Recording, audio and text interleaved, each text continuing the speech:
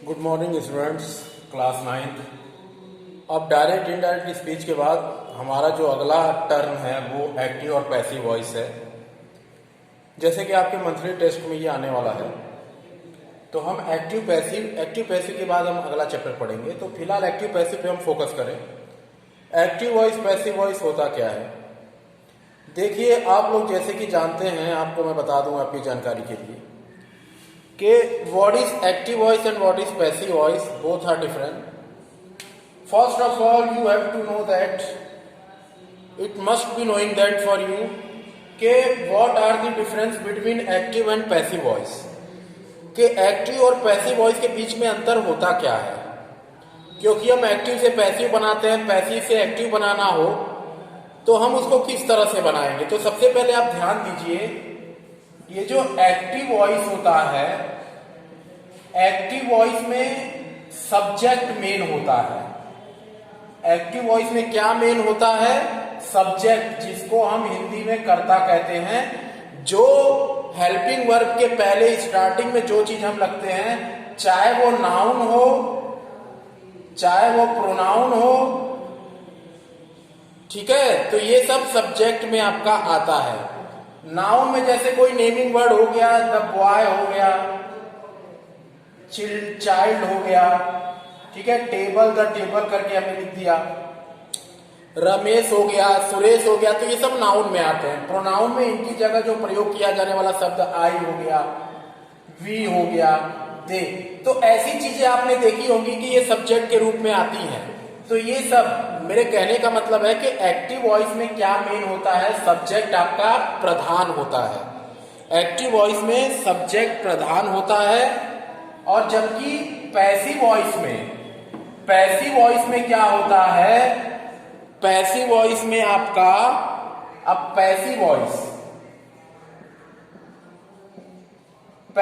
Voice में object main होता है।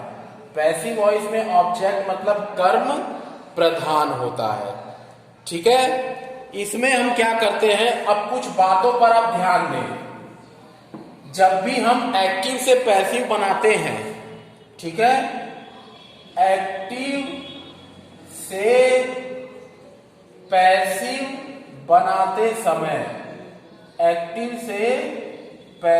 बनाते समय क्या बातों का ध्यान देंगे? सबसे पहले क्या होता है? एक्टिव का जो सब्जेक्ट होता है, ध्यान दीजिएगा, एक्टिव का सब्जेक्ट पैसिव का ऑब्जेक्ट होता है। इसका मतलब जो एक्टिव का सब्जेक्ट होगा वो पैसिव का ऑब्जेक्ट होगा, ठीक है। दूसरी चीज, इसके बाद नंबर दो,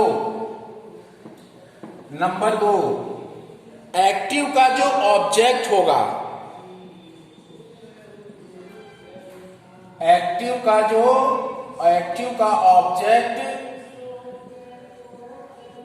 पैसिव का सब्जेक्ट होगा। मतलब अब जो एक्टिव का ऑब्जेक्ट होगा वो पैसिव का सब्जेक्ट बनेगा, ठीक है। इसमें कुछ और बातों को आप ध्यान दीजिए, ठीक है।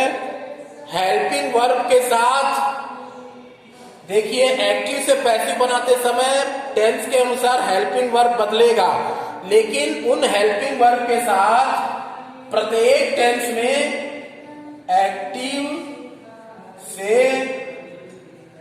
पैसिव बनाते समय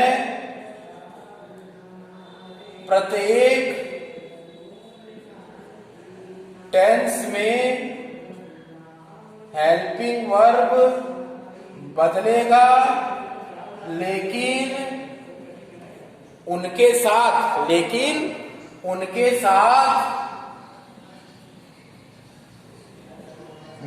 वर्ब का थर्ड फॉर्म ही लगेगा,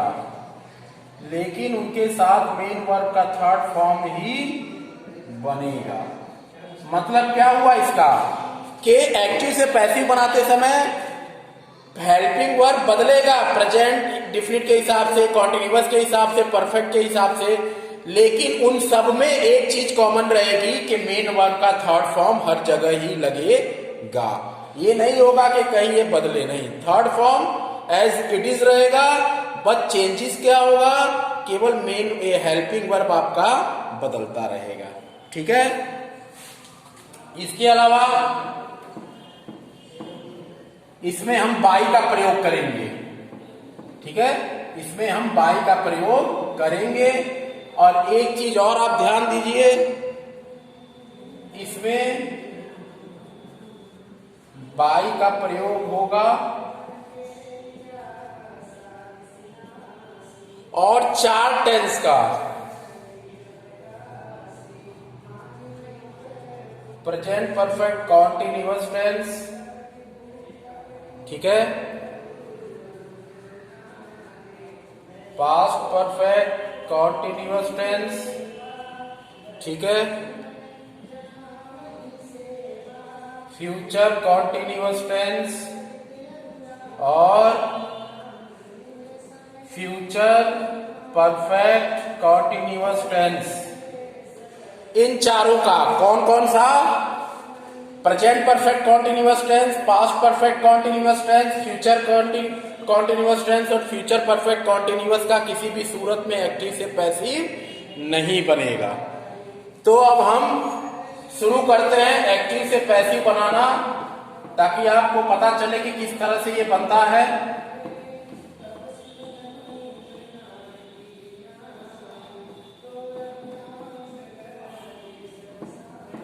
ठीक है, सबसे पहले हम लोग प्रेजेंट टेंस का देखें, प्रेजेंट टेंस, ठीक है, सिंपल प्रेजेंट कहिए या प्रेजेंट इंडेफिनिट टेंस। PIT का मतलब होता है प्रेजेंट इंडेफिनिट। सबसे पहले हम क्या करते हैं, असर्टिव सेंटेंस से बनेगा, नेगेटिव बनेगा, इंट्रोगेटिव बनेगा। तो सबसे पहले असर्टिव सेंटेंस बनाते समय एक्टिव वॉइस से पैसिव वॉइस बनाते समय, एक्टिव वॉइस से पैसिव वॉइस बनाते समय असर्टिव, A.S. का क्या मतलब है, असर्टिव सेंटेंस, मैंने शॉर्ट में लिखा है।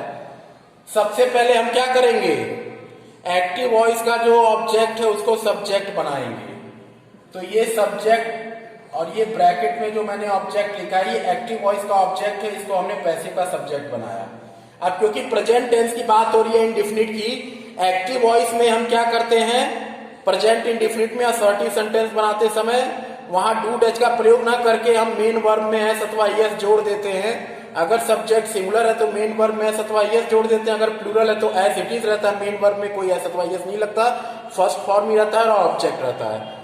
लेकिन जब हम पैसिव बनाएंगे प्रेजेंट का, तो एक्टिव वॉइस के ऑब्जेक्ट को पैसिव वॉइस का सब्जेक्ट बनाएंगे, हेल्पिंग वर्ब इज एमआर का प्रयोग करेंगे, हेल्पिंग वर्ब इज एमआर का प्रयोग करेंगे।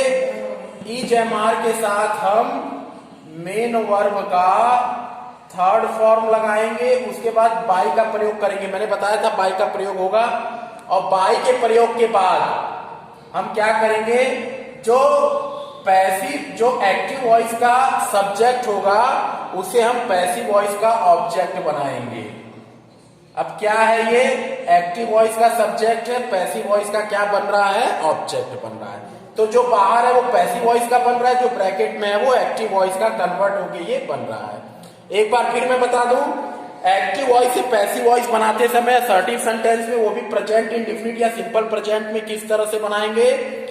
सबसे पहले हम क्या करेंगे, एक्टिव वॉइस के ऑब्जेक्ट को पैसिव वॉइस का सब्जेक्ट बनाएंगे।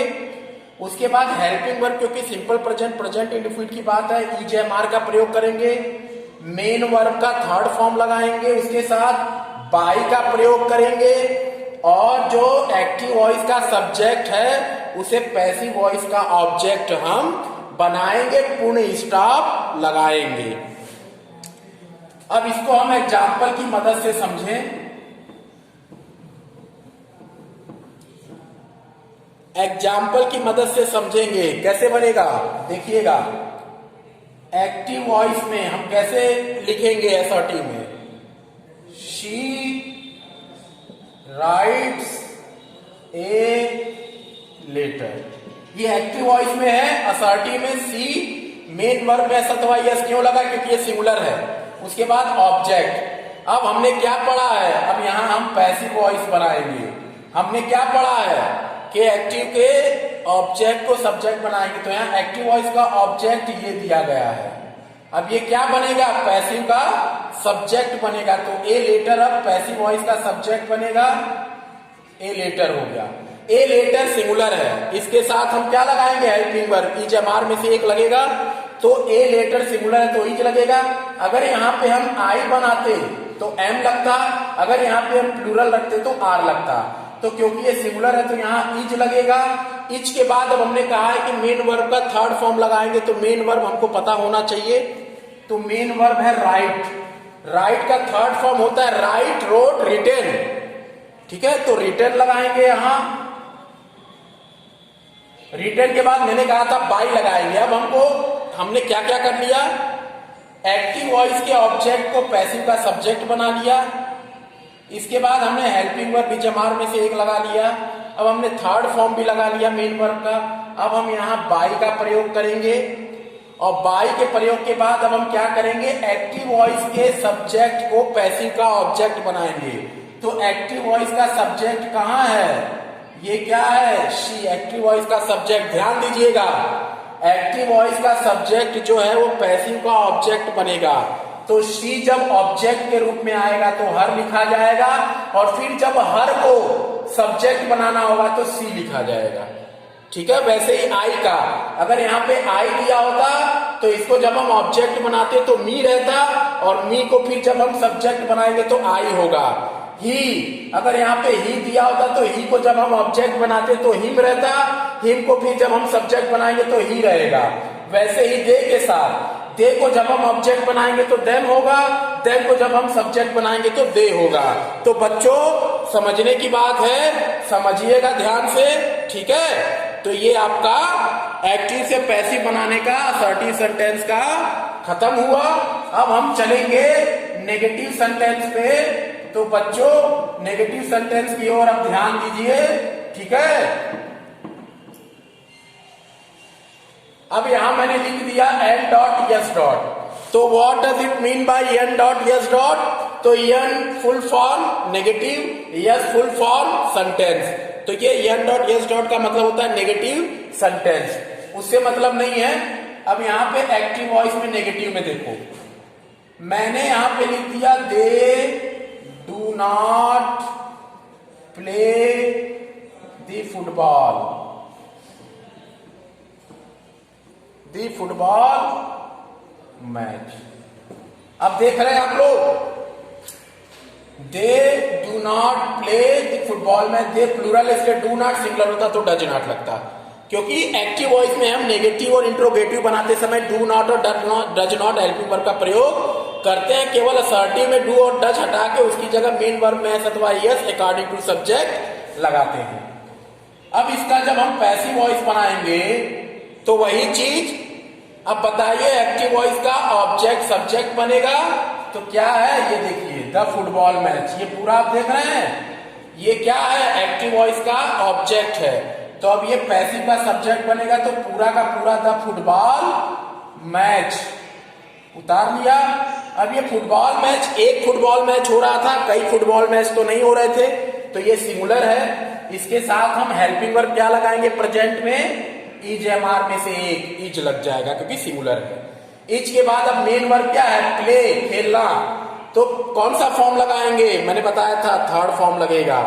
तो प्ले का थर्ड फॉर्म प्लेड। ठीक है, उसके बाद मैंने बताया था बाई का प्रयोग होगा। अब बाई के प्रयोग के बाद इस देखिए एक्टिव वॉइस का सब्जेक्ट दे है, तो ये पैसिव वॉइस का ऑब्जेक्ट बन जाएगा, क्या हो जाएगा, दे का देम। ठीक है, तो ये आपका नेगेटिव भी हो गया। ठीक है, नॉट लगेगा, नेगेटिव है, sorry, is not played by them. समझ में आया होगा आपको। ठीक है, कोई दिक्कत नहीं है। इसके बाद हम लोग चले इंट्रोगेटिव पे। इंट्रोगेटिव सेंटेंस में दो तरह का बनता है, हेल्पिंग वर्ब टाइप और इंट्रोगेटिव टाइप। तो हेल्पिंग वर्ब टाइप में क्या करेंगे, अब यहाँ helping verb is am are लगेगा क्योंकि ये प्रेजेंट की बात है। अब वही चीज करेंगे, एक्टिव के ऑब्जेक्ट को पैसिव का सब्जेक्ट बनाएंगे, ठीक है। उसके बाद मेन वर्ब का थर्ड फॉर्म, उसके बाद बाई, और एक्टिव के सब्जेक्ट को पैसिव का ऑब्जेक्ट बनाएंगे, एक्टिव के सब्जेक्ट को पैसिव का ऑब्जेक्ट बनाएंगे, ठीक है।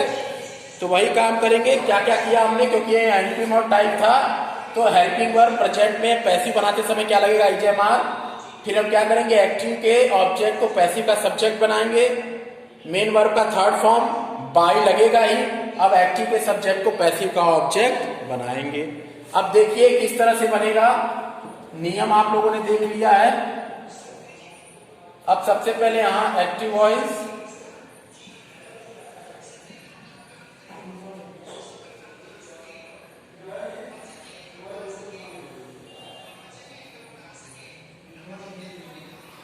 नशी,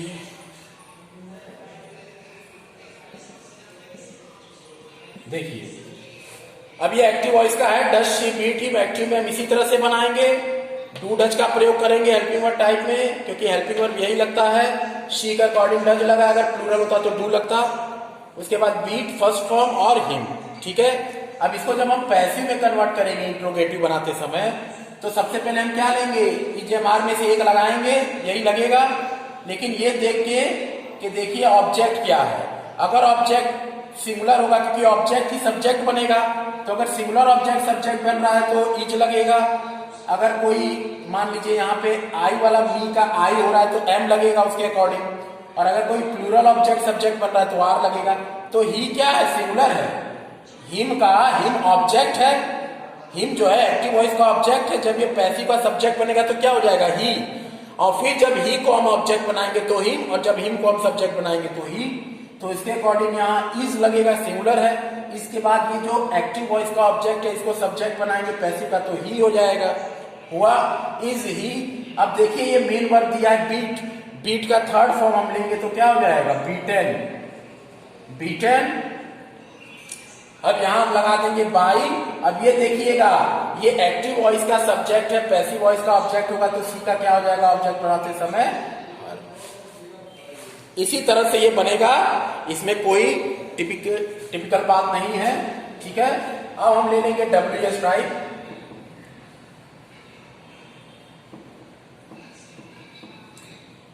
डब्ल्यूएच टाइप में कैसे होगा देखिएगा।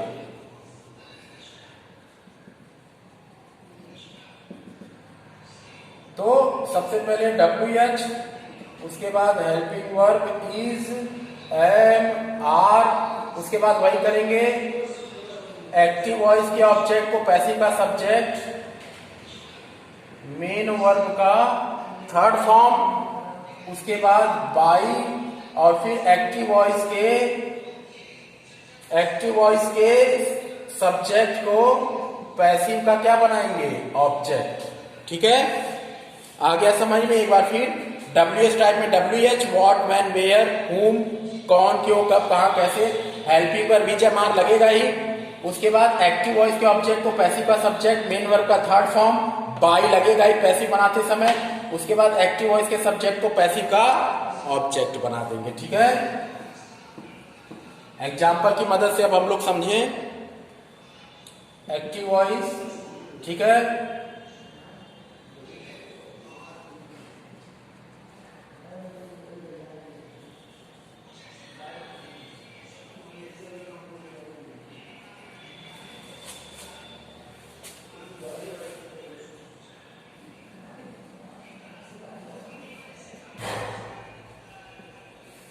अब ये देखिए जब हम एक्टिव वॉइस का जब हम बनाएंगे डब्ल्यूएच टाइप प्रेजेंट में, तो प्रेजेंट इंडेफिनिट में इसी तरह से डब्ल्यूएच व्हेन, डू का प्रयोग होगा हेल्पिंग पर, क्योंकि एक्टिव वॉइस में प्रेजेंट इंडेफिनिट में डू डज का प्रयोग होता है। यू क्योंकि प्लूरल है इसलिए डू का प्रयोग हुआ, सिंगुलर होता तो डज का एक्टिव वॉइस में। ई मेन वर्ब का फर्स्ट फॉर्म लगता है, इमैंगो, ठीक है। अब इसका जब हम पैसिव बनाएंगे तो किस तरह से बनाएंगे ध्यान दीजिएगा। वैन का वैन रहेगा। अब यहाँ पे एक्टिव वॉइस का ऑब्जेक्ट ए मैंगो है, तो ए मैंगो सिंगुलर है या प्लूरल? सिंगुलर है। तो उसके अकॉर्डिंग यहाँ हेल्पिंग वर्ब हम प्रेजेंट इंडेफिनिट में क्या लगा रहे हैं? सिंपल प्रेजेंट में पैसिव बनाते समय इज एम आर। तो ए मैंगो सिंगुलर है तो इसके अकॉर्डिंग इज। फिर यहाँ ए मैंगो जो ऑब्जेक्ट है उसको हम सब्जेक्ट बना ले रहे हैं। ठीक है, इतना तो हो गया क्लियर। उसके बाद यहाँ मेन वर्ब क्या है? ईट। ईट का थर्ड फॉर्म ईटन, ईट, एट, ईटन। ठीक है, उसके बाद फिर यहाँ बाई लगा देंगे। अब ध्यान दीजिएगा एक्टिव वॉइस का सब्जेक्ट क्या है? यू। तो इसको हम ऑब्जेक्ट बना देंगे तो बाई यू का ऑब्जेक्ट यू ही रहता है। तो इस तरह से when is a mango eaten by you. तो ये आपका इस तरह से प्रेजेंट का एक्टिव से पैसिव वाला सिलसिला खत्म हुआ। अगला जो मैं आपको बताऊंगा प्रेजेंट कॉन्टिन्यूअस, फिर present perfect. Present perfect continuous का बनता ही नहीं है। इसी तरह से हम लोग चलेंगे सीक्वेंस में और आपकी समझ में आ जाएगा, कोई कठिनाई नहीं होगा। ठीक है, तो इसकी प्रैक्टिस आप करिएगा, जो भी नोट्स दिया उसको पढ़िएगा, फिर अगला आपका प्रेजेंट कॉन्टिन्यूअस आएगा। ओके, धन्यवाद।